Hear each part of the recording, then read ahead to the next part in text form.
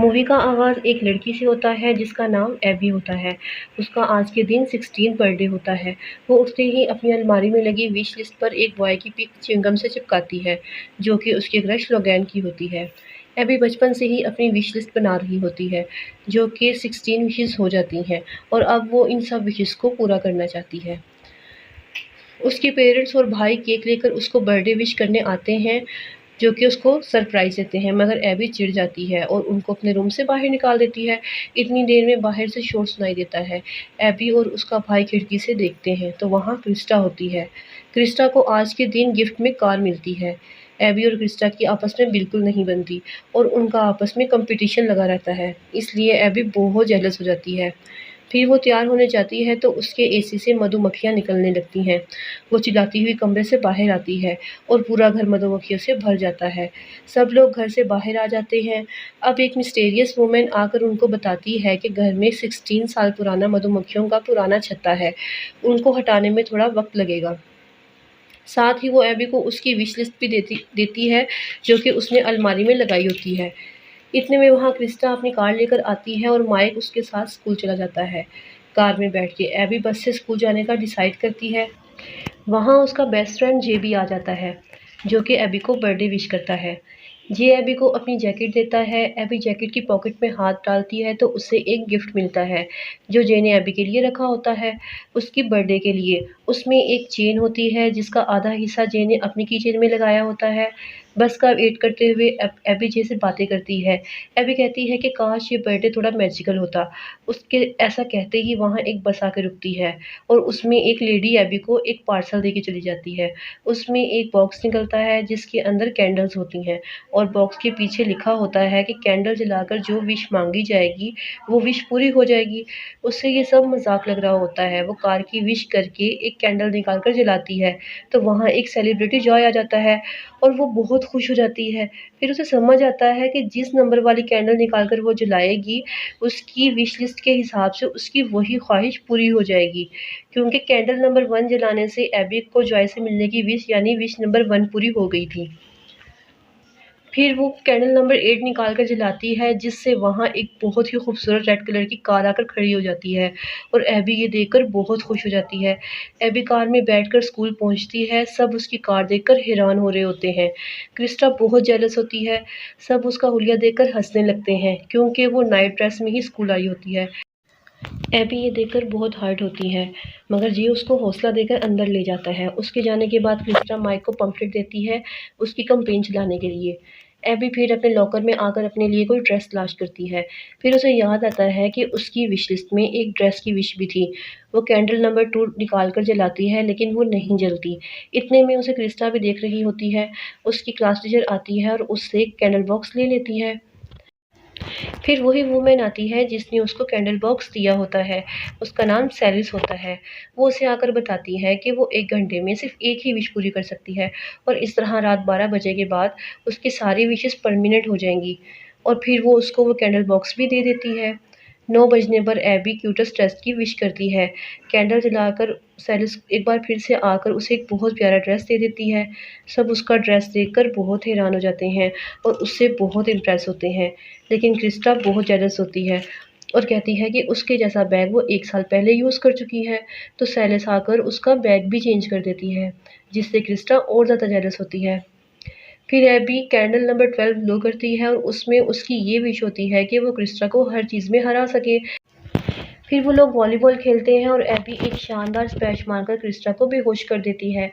होश में आने पर क्रिस्टा को पता चलता है कि एबी स्टूडेंट प्रेसिडेंट का इलेक्शन भी जीत गई है, जिसमें उसे 100% वोट्स मिले हैं। क्रिस्टा को ये सब बहुत बुरा लगता है। फिर एबी जे के पास आती है और उसे भी ये न्यूज़ सुनाती है। जे भी प्रेसिडेंट बनना चाह रहा था मगर वो एबी को अपनी विश नहीं बताता। वो लोग वहाँ से बाहर जाने लगते हैं तो स्कूल में एबी से मिलने के लिए सब लोग इकट्ठे हो जाते हैं। जे हैरान हो जाता है। फिर एबी बताती है कि उसकी नेक्स्ट विश का कमाल है जिसमें वो पॉपुलर होना चाहती थी और ऐसे ही होता है। वो लोग वहाँ से निकलकर बाहर खाना खाने जाते हैं। वहाँ जे की नज़र एक पोस्टर पर पड़ती है जो कि एबी की 16 बर्थडे का होता है। एबी बताती है कि एक लड़की जिसके फादर का फार्म हाउस है एबी का बर्थडे सेलिब्रेट करने वाली है।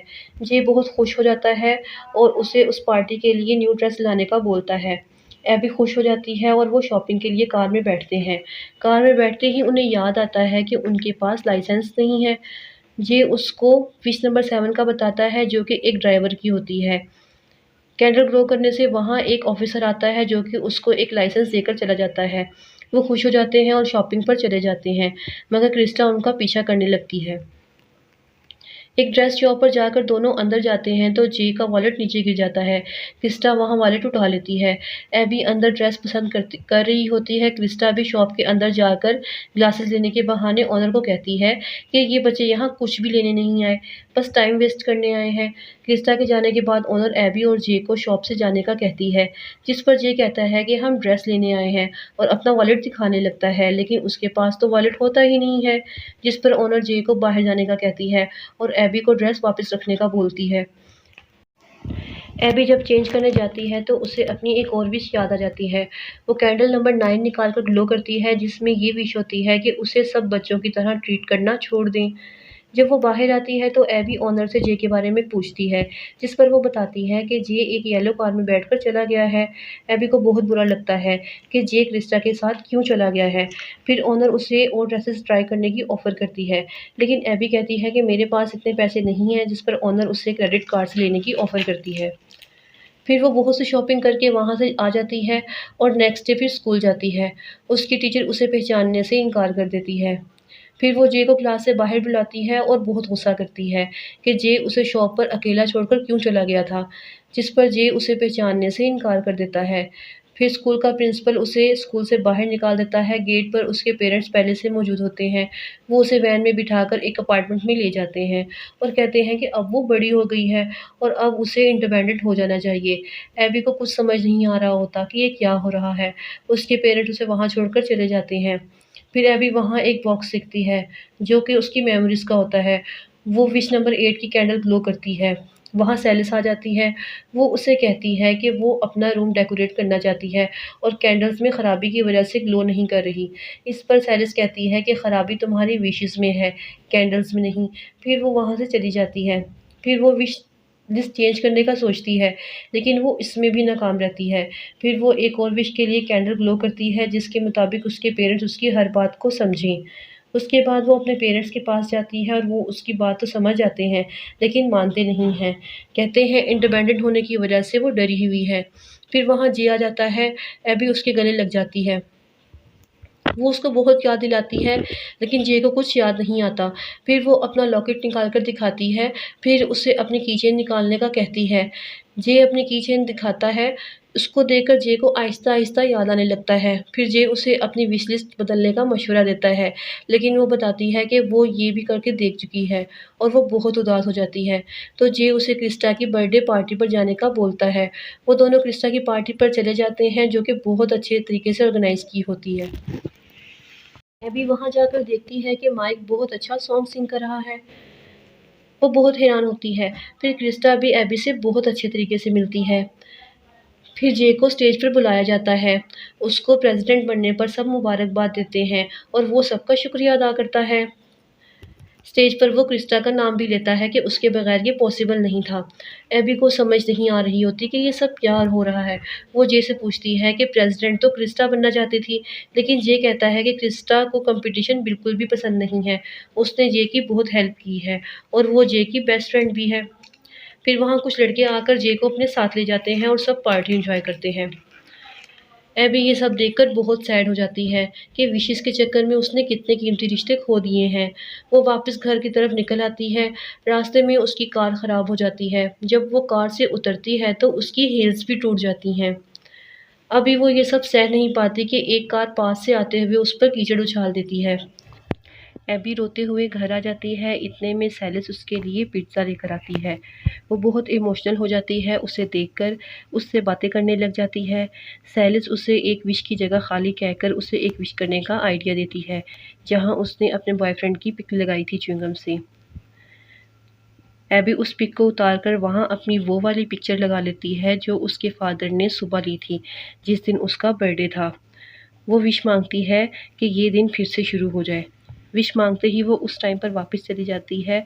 अब वो केक लाने पर गुस्सा नहीं करती।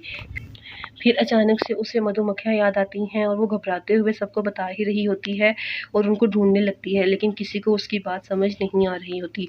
इतने में सेलिस नीचे आती है और एबी को बताती है कि वो मधुमक्खियों का छत्ता उतार लिया गया है और एबी को बर्थडे विश करती है। वो फिर वहाँ से चली जाती है। एबी अपने कमरे में जाकर वो विश लिस्ट डस्टबिन में फेंक देती है। वो अपनी सेविंग्स माइक को देती है और गिटार लेने का बोलती है। अपने पेरेंट्स का शुक्रिया अदा करने के बाद वो क्रिस्टा की तरफ जाती है और दोस्ती का हाथ बढ़ाती है और क्रिस्टा से उसके नाराज़ रहने की वजह पूछती है।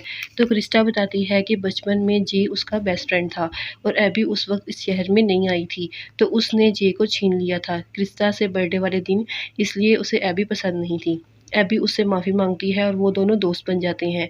फिर वो इकट्ठी स्कूल जाती हैं और जे को पम्फलेट्स दिखाते हैं जिस पर जे का नाम लिखा होता है प्रेसिडेंट के लिए। फिर शाम को वो पार्टी देते हैं जिसमें सब बहुत इंजॉय करते हैं।